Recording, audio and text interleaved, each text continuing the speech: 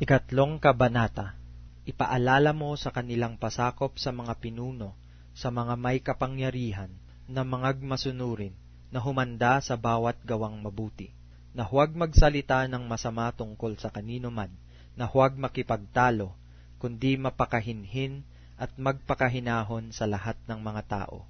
Sapagkat tayo rin naman ng unang panahon ay mga mangmang, mga suwail, mga nadaya, na nagsisipaglingkod sa sari-saring masamang pita at kalayawan, na nangamumuhay sa masasamang akala at kapanaghilyan, mga napupuot at tayo'y nangagkakapuutan.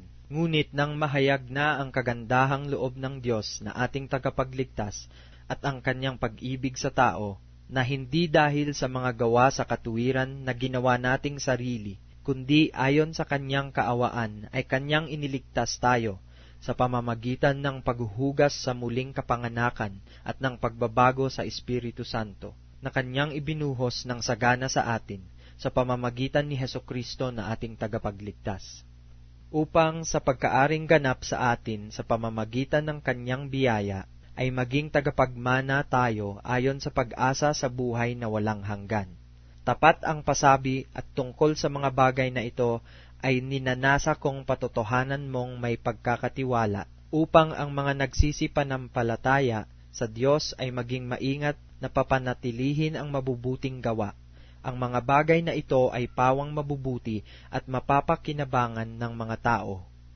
Ngunit ilagan mo ang mga hangal na usapan, at ang mga pagsasalaysay ng lahi, at ang mga pagtatalo, at pagtataltalan tungkol sa kautusan, sapagkat ang mga ito ay di pinakikinabangan at walang kabuluhan. Ang taong may maling pananampalataya, pagkatapos ng una at ikalawang pagsaway ay itakwil mo. Yamang nalalaman mo na ang gayon ay napahamak at nagkakasala at siya'y hinahatulan ng kanyang sarili. Pagkasusuguin ko sa iyo si Artemas o si Tikiko, ay magsikap kang pumarini sa akin sa Nicopolis, sapagkat pinasyahan kong doon matira sa Tagginaw. Suguin mong may sikap si Zenas na tagapagtanggol ng kautusan at si Apolos sa kanilang paglalakbay, upang sila'y huwag kulangin ng anuman.